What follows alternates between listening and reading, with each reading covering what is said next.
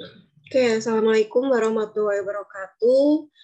Pada hari ini saya ingin menjelaskan beberapa langkah ya bagaimana Anda itu untuk memulai menulis tulisan yang luarannya dalam bentuk jurnal. Ini saya ambil materinya dari Pak Aprizo Pardodi Maba. Beliau ini adalah salah satu dosen dari Metro Lampung yang waktu itu diundang ke UNES, yang mana dia juga sebagai editor in chief ya, maupun konseling jurnal yang sudah terindeks Scopus dan Sinta 1. Jadi beliau ini secara kredibilitas dan juga track record-nya sudah tidak diragukan lagi, sehingga beliau kita undang sebagai tamu utama pada waktu workshop saat itu. Nah ini ya, kalau kalian baca jurnal tentunya kalian pasti tidak terlalu concern berapa sih jumlah kata yang wajar ketika kita menulis dalam satu buah jurnal. Umumnya setiap pengelola jurnal punya aturan masing-masing yang harus kita ikutin. Kalau kita tidak ikutin, otomatis tulisan kita ya auto reject. Dari segi template dulu, mereka pasti akan nge-review pertama kali itu dari segi template. Saya 3 kali ke-reject gara-gara tidak mengikuti guideline dari si jurnal tersebut. 2 kali saya masukkan di IJB UGM itu ya, dia sudah terindeks Scopus Q3. Nah, ternyata ada satu bagian yang harus muncul, tapi di manuskrip saya belum saya munculkan waktu itu ya, bagian literatur studi, di situ wajib. Nah, ada ketentuan juga berapa jumlah minimal halamannya, berapa spasinya, itu ada. Setiap jurnal punya aturan yang berbeda-beda. Oleh karena itu, sebelum Anda submit, klik submit di OJF-nya, kalian download wajib untuk guideline-nya dibaca perlahan-lahan. Umumnya untuk artikel jurnal itu sekitar 3.000 sampai 5.000 kata. Kalau kita konversikan dalam bentuk halaman, itu berapa halaman, Bu? Itu kisaran ada 8 sampai 15 halaman jika Anda menggunakan spasinya 1. Tapi kalau spasinya 1,5, maka sekitar 10 sampai 20 halaman. Ini hal yang sangat mutlak yang harus kita penuhi. Kalau kurang dari 8 halaman gimana, Bu? Ya tambahkan. Dan tentu harus proporsional ya. Bagian mana yang perlu saya tambahkan, bagian mana yang harus saya kurangi. Jangan timpang antar persubbabnya. Jangan-jangan nanti di bagian pendahuluan terlalu banyak, di bagian hasil dan pembahasan malah sangat sedikit, itu yang nggak diinginkan. Nah, yang pertama kita mulai dari judul. Judul tentunya adalah satu hal yang sangat kuat ya dalam sebuah paper. Ini adalah first impression. Seorang reviewer, seorang editor akan tertarik pertama kali membaca jurnal Anda ketika judul yang Anda buat itu ya menarik untuk orang ingin baca gitu. Jangan ambil judul yang biasa aja, jangan ambil judul yang itu aja. Caranya gimana, Bu, untuk mencari judul yang menarik? Nah, ini sudah saya sering sampaikan juga ke kelas yang sebelumnya ya, bahwa ada tips bagaimana mencari judul jurnal yang menarik. Salah satunya adalah dengan memasukkan kata kunci topik Anda. Misalkan topik Anda itu lebih ke terkait EKC, Environmental Clues Network, masukkan kata kunci tersebut di Mendeley Search, Mendeley Web, atau Taylor, atau Emerald, atau Google Scholar ya, yang terupdate. Nah, nanti akan muncul semua judul-judul terbaru, judul-judul paper terbaru. Nah, itu kalian bisa catat beberapa jurnal, nama jurnal yang bisa kalian kembangkan, kalian modifikasi, dikembangkan sesuai judul penelitian Anda. Jangan bikin judul yang biasa-biasa aja, analisis pengaruh, analisis, determinasi itu terlalu biasa banget. Yang pertama judul tentu singkat ya, hindari kata penghubung, penyebutan objek, tempat, atau bahan penelitian yang sangat terperinci. Umumnya kalau jurnal itu memang juga ada aturannya. Kalau di Edat dan Jejak selama saya pernah menjadi pengelolanya, itu wajarnya adalah 12 kata in English. Karena Jejak dan Edat itu sudah Sinta 2 ya, wajib pakai bahasa Inggris. Kalau efisien dulu masih boleh pakai bahasa Indonesia karena masih Sinta 5, tapi sekarang setahu saya sudah wajib juga pakai bahasa Inggris meskipun Sinta 5. Maksudnya apa sih di sini? Tidak memasukkan objek tempat secara terperinci. Contohnya di sini ya, judulnya adalah pengembangan program pembelajaran karier dengan teknik pemodelan untuk meningkatkan kesadaran karir siswa kelas 7A Sekolah Menengah Pertama Negeri 1 Aceh, Provinsi Nangro Aceh Darussalam. Nah, ini enggak boleh ya, terlalu bertele-tele, terlalu panjang, dan sangat detail sekali. Secara eksplisit si penulis menyebutkan lokasinya. Ada kelas 7A, SMP berapa ini? 1 Aceh, Provinsi Nangro Aceh Darussalam, itu enggak perlu. Cukup ditulis seperti ini aja ya judul utamanya, pengembangan program pembelajaran karir dengan teknik pemodelan untuk meningkatkan kesadaran karir siswa. Itu aja sudah cukup. Terkadang mahasiswa juga ingin biar kelihatan keren Bu, memasukkan periodenya. Periode dari tahun 2001 sampai katakanlah 2002 itu juga tidak perlu. Karena periode itu juga sudah muncul di bagian tentunya bab 3 yang wajib nanti kalian sampaikan. Periode yang saya gunakan adalah periode sekian sampai sekian. Kemudian lokasi yang saya gunakan sekian sampai sekian. Sehingga jumlah sampel saya adalah seperti ini.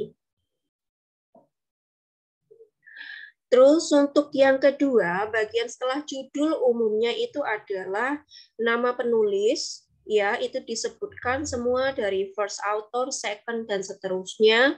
Kemudian dari judul, nama penulis dan institusi biasanya. Institusinya dari mana? Kalau sama, misalkan ada 3 penulis yang sama ya cukup tulis 1 aja.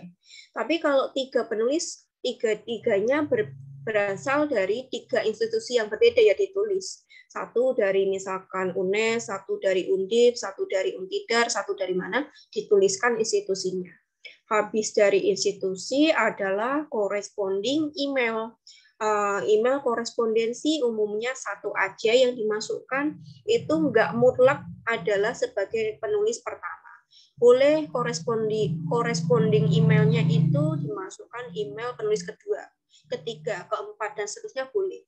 Tidak ada kewajiban harus sebagai penulis pertama emailnya. Selanjutnya, habis dari corresponding email, itu kita masuk di bagian abstrak. Abstrak itu wajarnya ya sekitar 150 sampai 200 kata. Yang mana ini tentunya terdiri dari latar belakang, tujuan, metode, hasil pembahasan, dan juga kontribusi Anda. Nah, ini bagian terakhir, kontribusi atau policy brief atau kebijakan yang bisa Anda usulkan, biasanya yang masih terlewat oleh anak-anak. Ini dimasukkan ya di bagian akhir. Kajian ini berkontribusi sebagai bahan pengayaan teori wawasan dalam bidang ilmu, bimbingan, dan konseling yang berbasis nilai-nilai budaya. Jadi 1 kalimat untuk latar belakang, kalimat kedua tujuan, kalimat ketiga metode, kalimat keempat, 5 mungkin sebagai hasil, dan terakhir adalah kontribusi dan policy brief. Biasanya ada juga di sini memasukkan kata kunci ya. Kata kunci itu juga ada aturannya, kita memasukkan minimal 3 sampai 5 kata kunci dan disusun urut abjad, ABCD-nya urutannya.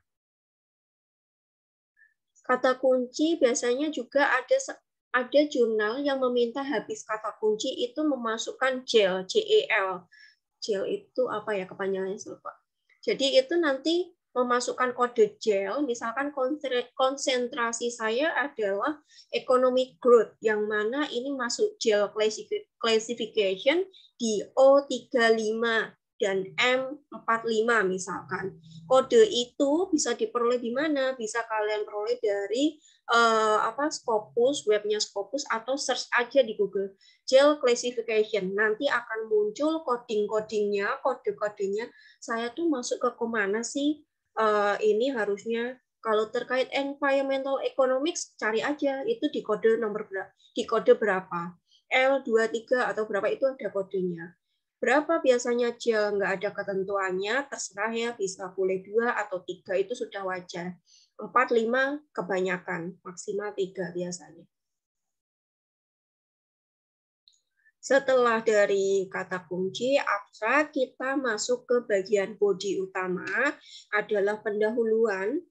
Di sini pendahuluan umumnya sekitar 1000 sampai 1500 kata, dan hindari sub-sub di dalam pendahuluan. Tidak ada subjudul lagi. Jadi cukup pendahuluan, langsung Anda menulis paragraf per paragraf. Tidak ada sub-sub judul lagi di bagian pendahuluan. Isinya apa di bagian pendahuluan?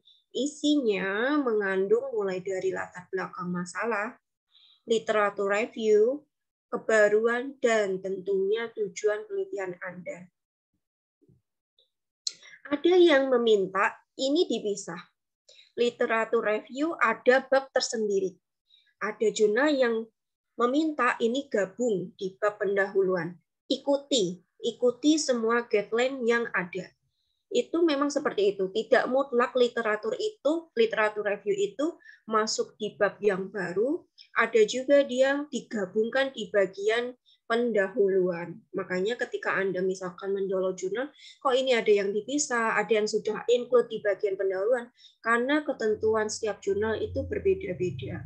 Tetapi tidak mungkin tidak ada yang memasukkan bagian literatur review. Pasti ada.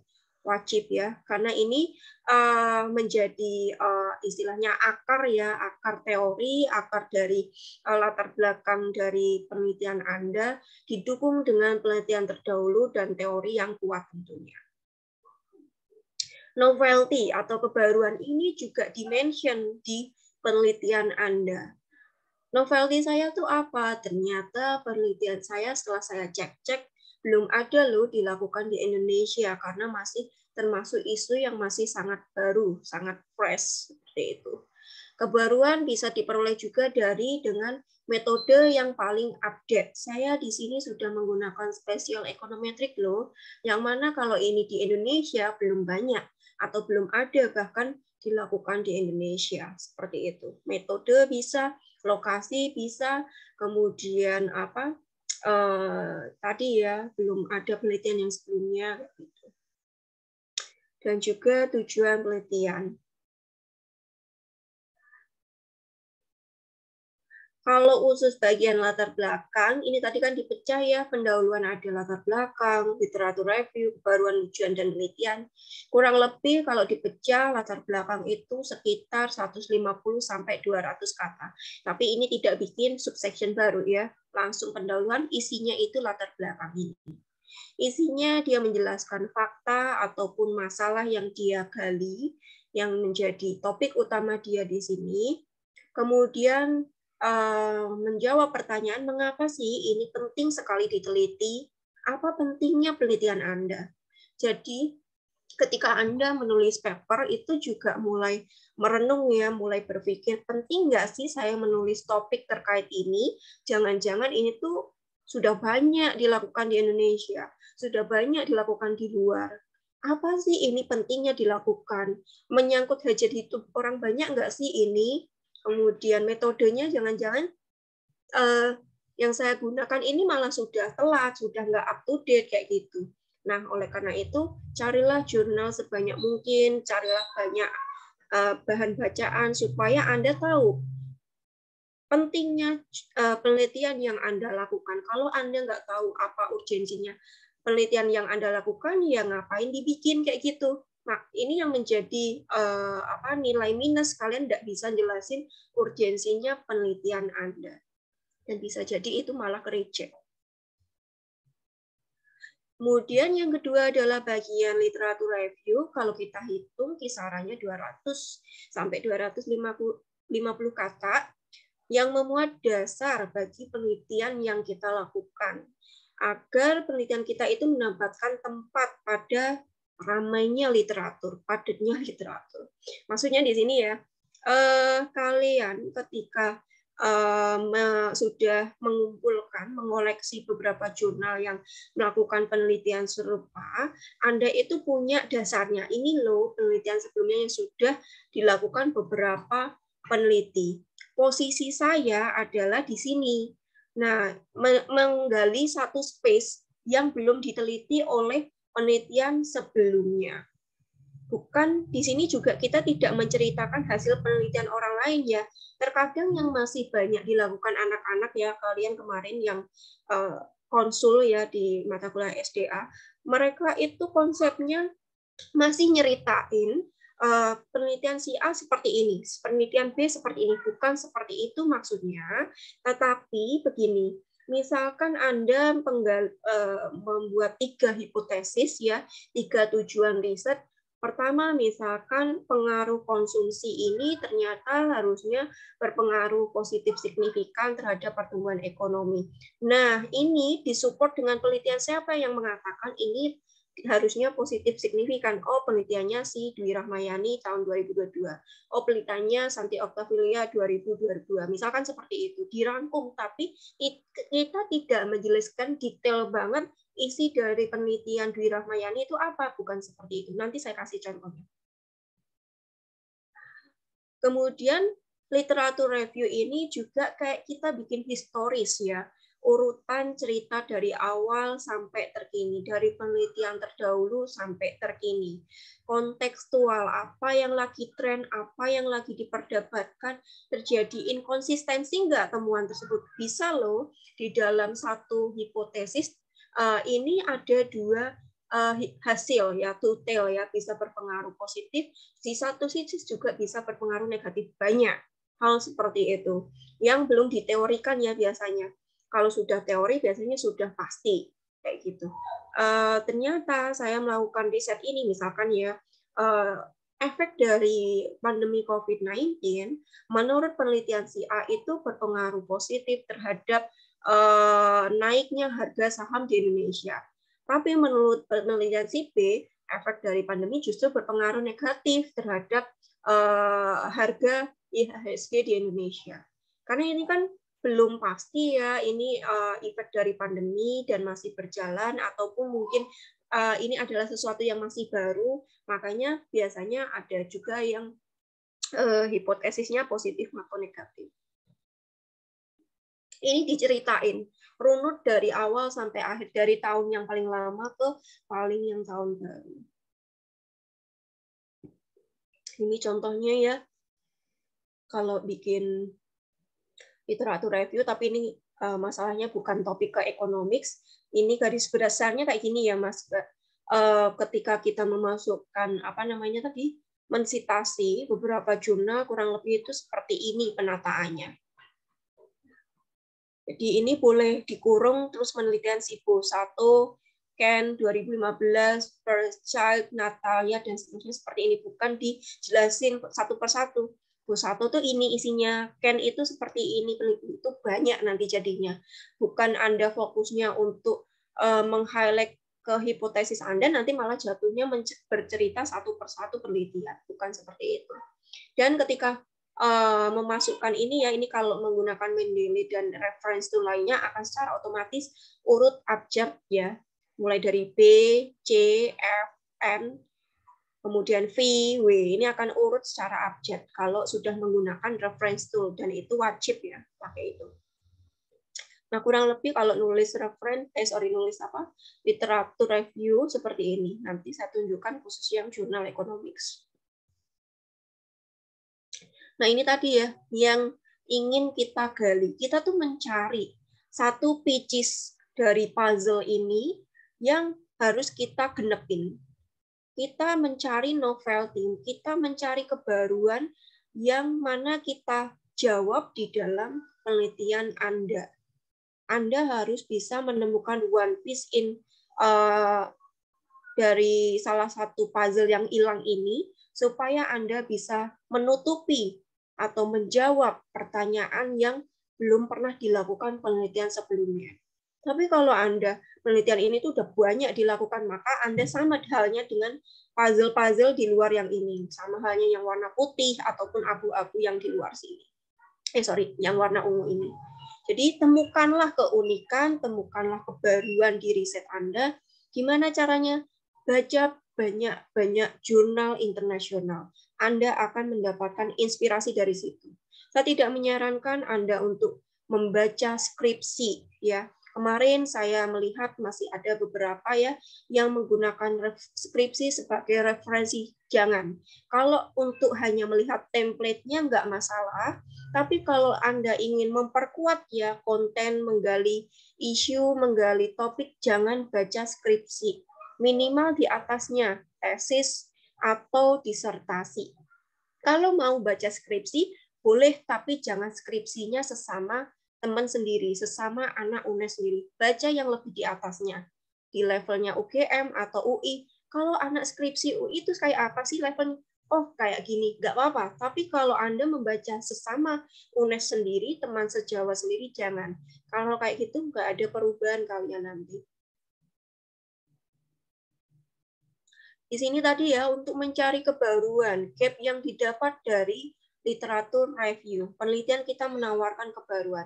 Gap ini tadi ya, gap problem, kebaruan itu tuh bisa loh triknya dengan cara membaca banyak literatur review. Banyak membaca jurnal. Saya terinspirasi bikin tulisan ini bukan berarti ini saya idenya muncul ujuk-ujuk, itu enggak. Tapi setelah saya membaca, menyaring beberapa jurnal, oh di sini loh ada bagian yang belum banyak dilakukan, saya ambil di sini, itu boleh, nggak apa-apa. Asalkan jurnal yang kita baca tentunya jurnal yang terbaru juga, 5 tahun terakhir, kayak gitu ya. Jangan yang jurnal 20 tahun terakhir, itu udah out of date. Kebaruan juga boleh diceritakan dalam 200-300 kata, ini kurang lebih 3 paragraf ya. Meski belum diakui oleh semua kalangan, pondok pesantren bla bla bla ini nah, ini mulai di sini ya kalimat-kalimat kebaruan. Terbatasnya literatur tentang skala motivasi sorogen pada populasi khusus seperti santri ini meninggalkan celah. Nah, ini yang kalian highlight, celahnya di mana penelitian yang Anda lakukan. Kalian mention di sini di bagian pendahuluan itu tadi. Memiliki instrumen yang handal untuk mengetahui motivasi sorogan dapat mendorong pondok pesantren membuat program yang sesuai dengan kebutuhan santri. Program tersebut disusun untuk mengoptimalkan proses pembelajaran sehingga santri memperoleh hasil yang belajar yang maksimal. Berangkat dari keterbatasan tersebut, penelitian ini mengambil kesimpulan bahwa diperlukan pengembangan skala motivasi untuk mengukur motivasi sorogan pada santri yang valid, reliabel, dan juga kontekstual. Nah, ini kalimat-kalimat seperti ini yang kalian tulis di bagian kebaruan. Apa yang belum dilakukan, terbatasnya literatur, terbatasnya metode, atau apa celah yang bisa ambil, lalu bagaimana yang Anda tawarkan di dalam penelitian Anda di sini.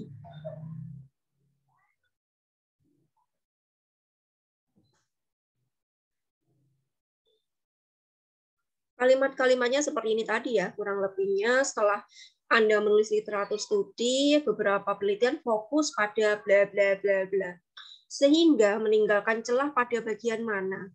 Oleh karena itu, penelitian ini fokus pada apa? Sehingga tujuan penelitian ini adalah, nah ini biasanya ditulis di bagian akhir tadi, kebaruan, terus masuk ke tujuan riset Anda, paragraf-paragraf akhir. Tujuan penelitian atau hipotesis itu ya disebutkan. Tujuan penelitian Anda secara eksplisit itu apa? Dibuat dalam bentuk paragraf, bukan poin. Nah, bullet and numbering bukan. Boleh juga menulis hipotesisnya, boleh enggak. Tapi biasanya umumnya sih cukup dinarasikan dalam bentuk paragraf. Adapun tujuan penelitian ini yang pertama ini bukan dalam bentuk bullet and numbering ya. Pertama itu kata-kata dalam bentuk statement kalimat kata. Pertama adalah untuk melihat tren faktor yang mempengaruhi IHSG di Indonesia. Kedua untuk melihat apa ya faktor di luar itu itu ditulis dalam paragraf.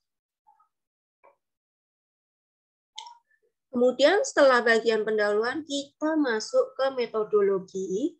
Ya, pendahuluan tadi ya teringat berisi dari latar belakang, literatur review dan kebaruan atau novelty. Dan yang terakhir tujuan, kita masuk ke metodologi yang mana kurang lebih ada 500 sampai 1000 kata yang isinya bisa macam-macam ya. Kalau metodologi itu disesuaikan dengan riset si peneliti. Secara umum sih berisi dari pendekatan ataupun desain penelitian Anda, kemudian disebutkan juga populasi, sampel, dan bagaimana teknik samplingnya, secara purposive sampling, secara clustering sampling, dengan stratified sampling, atau apa. Ini khusus untuk yang penelitian primer, biasanya harus disebutkan secara eksplisit di situ. Bagaimana cara mengumpulkan data, saya menggunakan dengan stratified sampling ya, dengan menggunakan pengklasifikasian strata. Misal sekolah misalkan untuk yang lulusan SMP sekian, lulusan SMA sekian, lulusan S1 sekian sampelnya. Atau dengan purposive sampling yang sudah ditunjuk secara pribadi oleh peneliti yang mana responden itu dianggap dapat dipertanggungjawabkan, bisa dianggap valid seperti itu. Kemudian validitas dan reliabilitas alat pengumpulan data juga disebutkan ketika Anda menggunakan riset primer. Prosedur penelitian dan teknik analisis datanya juga disampaikan kurang lebih 500 sampai 1000 kata. Lalu kita masuk ke bagian hasil. Hasil estimasinya kurang lebih 500 sampai 1000 kata yang berisi jumlah hasil harus sesuai dengan jumlah tujuannya. Kalau tujuan Anda menyampaikan ada tiga tujuan riset Anda ya, di bagian hasil harus ada jawaban ketiganya itu. Sesuai dengan hipotesis ya, jika ada 3 tujuan berarti ada 3 hipotesis, berarti ada 3 hasil dan juga simpulannya ada 3 itu juga. Kemudian di hasil penelitian juga boleh menyajikan dalam bentuk tabel, grafik atau gambar sesuai kebutuhan untuk memperjelas penyajian hasil secara deskriptif. Nah, ini perlu diperhatikan ya, ketentuan menulis tabel maupun gambar atau grafik di masing-masing jurnal. Ada yang boleh judul gambar atau judul tabel ditaruh di atas, ada yang harus ditaruh di bawah. Khusus yang gambar ya, khusus gambar grafik itu ada yang mewajibkan tulis judul gambar atau grafik itu di bawahnya. Tapi ada yang di atas. Itu perlu diperhatikan. Dan jangan lupa sumber. Setelah tabel, gambar itu ya, judul itu di bawahnya kasih sumber dan koma tahun. Kalau Anda memasukkan data dari BPS mentahan gitu ya, terus Anda memformat, menggantinya dalam bentuk grafik, itu bukan diolah, tetap itu datanya BPS, Anda hanya mengubahnya dalam bentuk grafik. Sumbernya tetap data BPS 2022, bukan data diolah ya, bukan seperti itu.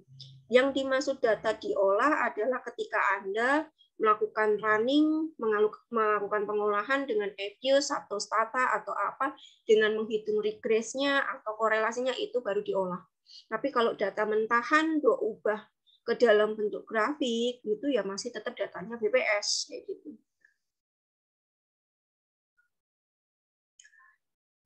Selanjutnya, pembahasan ini setiap hasil itu harus dibahas ya, dijelasin. Kalau Anda ada 3 tujuan riset, pertama misalkan melihat pengaruh capital terhadap pertumbuhan ekonomi. Kedua, melihat pertumbuhan tenaga kerja terhadap pertumbuhan ekonomi. Ketiga, pengaruh teknologi terhadap pertumbuhan ekonomi. Maka ketiganya ini harus dibahas satu persatu. Nah, Misalkan dengan hasil riset Anda, ternyata teknologi di penelitian saya itu tidak berpengaruh, Bu, tidak berpengaruh signifikan. Loh, kenapa? Itu juga dijelasin. Misalkan berpengaruh positif atau negatif signifikan dijelasin. Relate nggak? Ada nggak jurnal terdahulu yang mendukung penelitian Anda? Kalau nggak ada, ya cari alasannya kenapa kok bisa penelitian kamu itu berbeda dengan riset-riset terdahulu. Jangan-jangan nih, penelitianmu ini datanya bias, datanya masih kurang benar, nggak valid, nggak reliable. Itu yang perlu dijelaskan secara jelas di bagian pembahasan. Kemudian jawab pertanyaan, apakah hasil sesuai dengan tujuan penelitian Anda ini tadi ya, ketika sudah membangun tujuan riset, bangun hipotesis, sama nggak dengan hipotesis yang kamu sampaikan di awal? Oh, ternyata enggak. Setelah di awal saya menyampaikan hipotesisnya positif, tapi setelah kami olah, kami running, kok hasilnya negatif. Nah, ini yang perlu kalian jelasin di situ. Kenapa kok bisa beda antara hipotesis dan hasil riset Anda? Kemudian yang poin ketiga adalah kutip hasil penelitian atau pendapat orang lain tadi yang mendukung hasil Anda. Ini yang saya sampaikan tadi ya. Ketika hasil penelitian Anda relate dengan penelitian terdahulu ya, ini berpengaruh positif signifikan sesuai dengan penelitiannya si Rahmayani 2022, si Awi Setiawan 2022, misalkan seperti itu. Dimasukkan, dikutip di situ. Yang negatif signifikan siapa sih yang melakukan penelitian, hasilnya negatif dikutip juga di situ. Dan yang terakhir adalah apa implikasinya terhadap teori dengan praktek. Teori mengatakan bahwa misalkan ternyata harusnya kan tenaga kerja ini berpengaruh positif signifikan terhadap pertumbuhan ekonomi. Ternyata prakteknya di Indonesia tidak berpengaruh positif, berpengaruh positif tapi nggak signifikan. Nah, ini yang kalian jelaskan implikasinya apa kalau seperti ini. Oh, berarti mungkin di Indonesia ini masih terjadi inefisiensi dalam penyerapan tenaga kerjanya. Apa yang harus dilakukan? Di situ celahnya Anda memberikan rekomendasi kebijakan.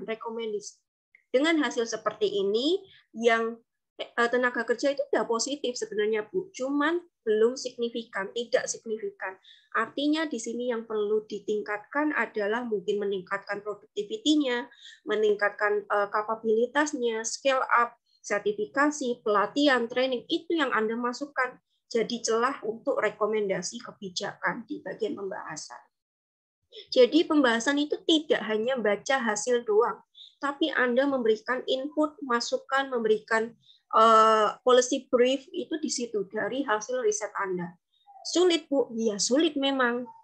Caranya gimana? Baca RPJMN, RPJMP, kebijakan roadmap nasional, pemerintah kebijakannya sudah dilakukan apa, sudah sesuai belum, atau masih banyak kekurangannya, itu yang bisa Anda jadikan kunci ya, memberikan kemudahan untuk memberikan masukan di situ, policy brief yang bisa dimasukkan. Nah, di dalam pembahasan ini juga Anda memberikan boleh memasukkan keterbatasan, dan tadi ya saran penelitian itu sama aja tadi ya, policy brief, rekomendasi kebijakan maksudnya.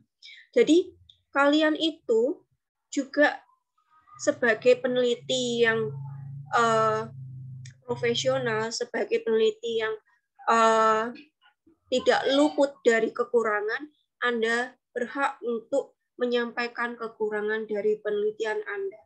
Anda tidak boleh sombong bahwa penelitian saya itu yang terbaik. Tidak ada kekurangan, tidak ada cacat apapun. Ini adalah paling bagus. Ini metode yang saya gunakan paling modern, paling kekinian. Tidak ada satu penelitian pun di dunia ini yang sempurna. Oleh karena itu, sampaikan keterbatasan di penelitian Anda, mulai mungkin dari lingkup penelitiannya, kendalanya, mungkin keterbatasan yang belum banyak dibahas di sana, kemudian mungkin respondennya yang mungkin kurang atau apa, teori yang Anda gunakan masih terbatas, belum banyak mungkin yang mendukung, jurnal terdahulu juga belum banyak, atau metode yang Anda gunakan hanya terbatas menggunakan panel, sebenarnya ini bisa digunakan dengan spasial. Saya nggak bisa pakai spasial, misalkan seperti itu disampaikan. Nggak apa-apa, bukan berarti Anda menyampaikan keterbatasan itu menjelek-jelekkan penelitian Anda, bukan. Tapi memang hal ini mutlak untuk diberikan dalam sebuah jurnal. Anda berhak tahu kekurangan Anda itu apa, supaya nanti the next researcher, peneliti selanjutnya yang tertarik nih dengan topik Anda bisa melengkapi penelitian selanjutnya dengan topik yang mirip dengan Anda, rujukannya dari penelitian Anda, itu kan menjadi nilai plus ya. Oh, penelitiannya si Manar misalkan. Ini kurangnya belum bisa menggunakan spasial. Nanti saya menggunakan topik yang serupa tapi sudah menggunakan spasial. Nah, ini malah Anda menjadi memperoleh kebanggaan tersendiri. Penelitian Anda disitasi oleh saya, misalkan seperti itu. Yang terakhir adalah simpulan atau penutup ya, bagian penutup. Simpulan ini merupakan jawaban atas pertanyaan penelitian yang diungkapkan, bukan dalam bentuk kalimat statistik ya. Kalian misalkan hasilnya, misalkan tadi capital berpengaruh terhadap pertumbuhan ekonomi sebesar 0,30%. Itu kata-kata statistik dengan probabilitas 0,001 misalkan seperti itu. Itu kalimat-kalimat seperti itu sudah tidak muncul lagi di bagian simpulan. Karena itu hanya muncul di bagian pembahasan aja. Simpulan langsung diresum aja. Oh, setelah kami melakukan penelitian ini, dapat disimpulkan bahwa capital dan teknologi ini berpengaruh positif signifikan terhadap pertumbuhan ekonomi. Tapi sebaliknya, tenaga kerja ini belum berpengaruh signifikan. Nah, itu bukan menampilkan angka-angka statistiknya, bukan. Di bagian penutup, simpulan sudah tidak ada kalimat statistik lagi. Ditulis dalam satu paragraf, dalam bentuk esai, tidak ada bentuk numerikal ya. 1, 2, 3, A, B, C, D, ke bawah nggak ada dalam bentuk paragraf. Nah, biasanya setelah simpulan, paragraf 2 itu boleh tadi memasukkan summarize lagi, rekomendasi kebijakan. Boleh dimasukkan di bagian penutup. Setelah simpulan ini, paragraf 2 adalah mensummarize rekomendasi kebijakan Anda. Terus yang terakhir adalah dapus, reference. Daftar pustaka gaya disesuaikan dengan jurnal yang tuju.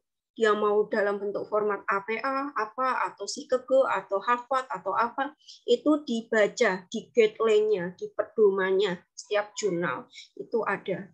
Dia mintanya apa? Oh, Sikego, ya tinggal klik aja, pilih Sikego. Atau Harvard, atau apa ini, terserah. Direkomendasikan juga menggunakan Zotero atau Mendeley. Makanya kalian semua wajib ya punya account Mendeley ini. Free kok.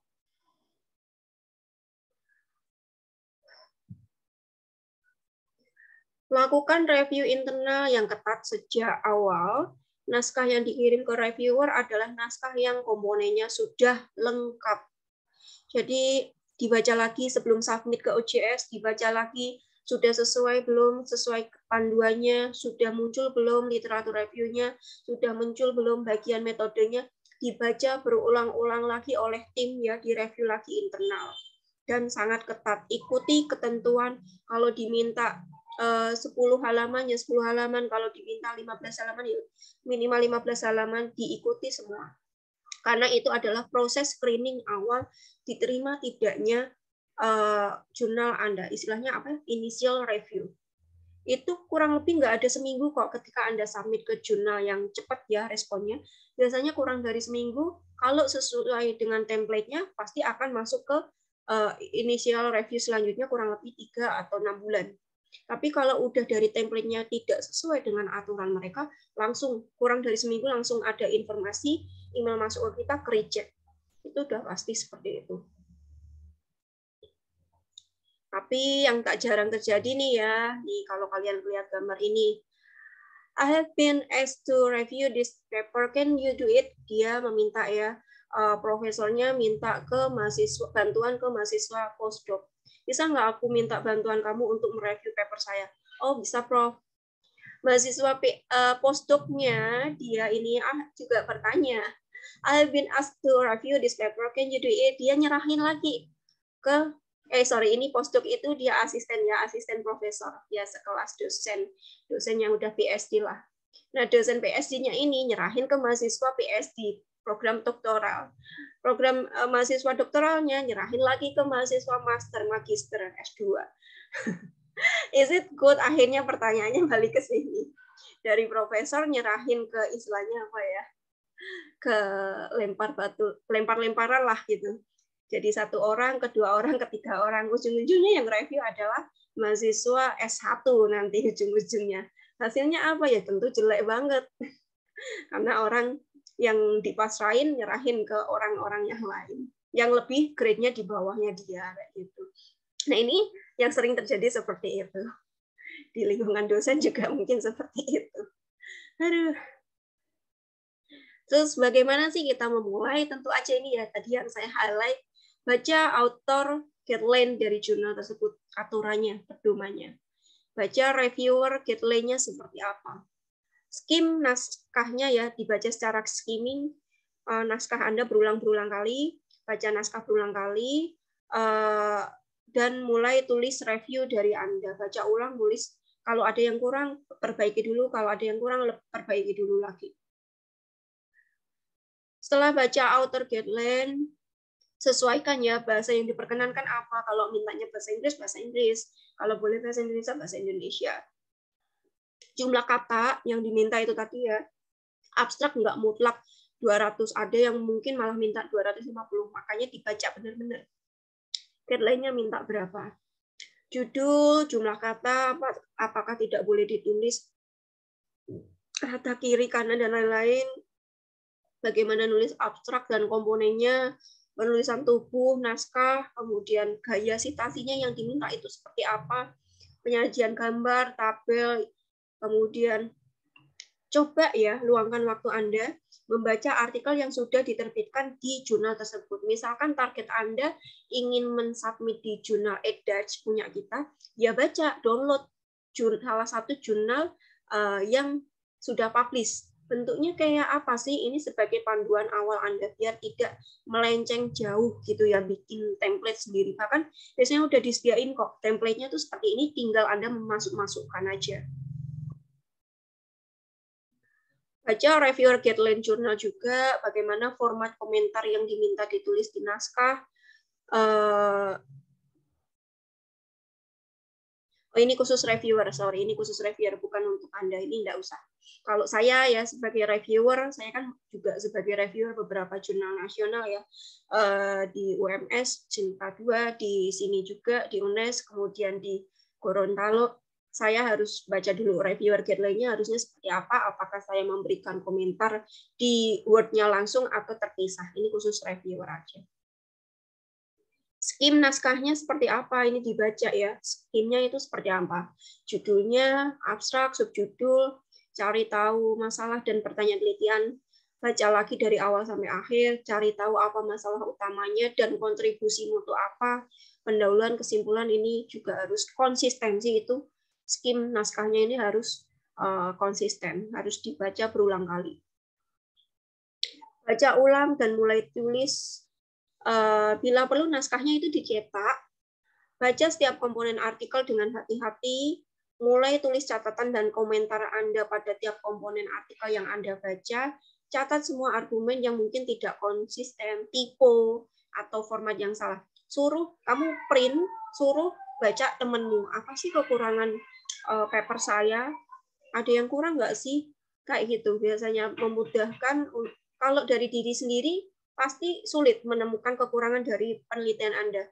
Karena saya rasa sudah perfect, saya rasa sudah sempurna, tapi ketika Anda kasih ke orang lain, ini, kurang itu, kurang ini. Nah, ini akan mempermudah ya proses review penelitian Anda. Ini khusus reviewer, enggak perlu. Ini juga khusus reviewer yang memberikan komentar ya.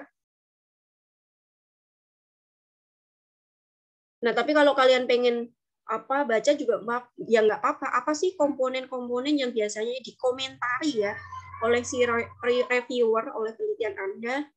Biasanya poin-poinnya ini ya. Apakah argumentasi yang dibangun berkaitan satu dengan yang lainnya? Apakah judul sesuai dengan isi naskah? Apakah tulisan mudah dipahami? Apakah bagian pendahuluan dan ini proporsional? apakah bagian yang harus ditambahkan kurangi digabung ini juga atau dihapus, ini biasanya yang dikomentari. Nanti tuh ada komponen nilainya kok, kita ngasih nilai bagian pendahuluan ini sudah sesuai nggak, sesuai guideline, sesuai nggak dengan idenya, sesuai nggak dengan kekinian atau apa. Ada bobot nilainya. Kalau kurang dari sekian, maka akan ke reject. Kalau udah memenuhi di atas sekian, itu accept, kayak gitu. Jadi nggak ngasal reviewer itu accept dan reject paper Anda, itu ada argumennya. Ini tuh poin kamu di bagian pendahuluan sekian, bagian ini sekian, itu selalu saya ngisi seperti itu. Apakah abstrak terdiri dari tujuan, metode, kesimpulan, dan sebagainya, ini biasanya yang menjadi catatan-catatan bagi reviewer. Ini nanti saya share aja PPT-nya ke kalian, bisa dibaca.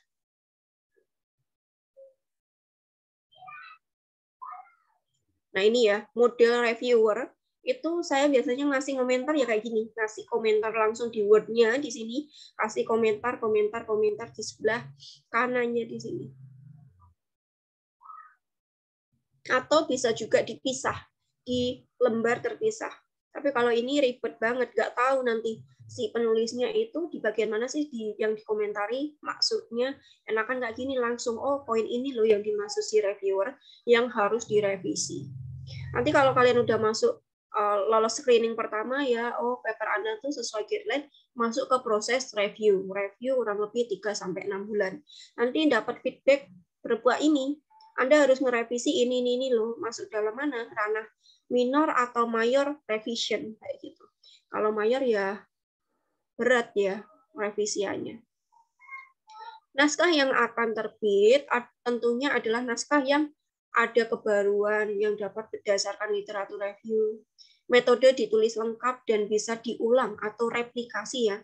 Jadi kalau Anda nulis metode selengkap mungkin supaya peneliti selanjutnya itu bisa mereplikasi juga penelitian yang serupa dengan Anda.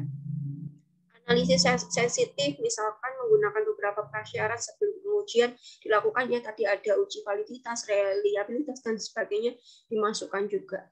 Hasil dipresentasikan dengan jelas, didukung tabel, gambar, dan sebagainya. Semua dibahas satu persatu, rujukan tentunya yang terbaru 5 tahun terakhir, sesuai dan juga lengkap. Oke, sekian, terima kasih.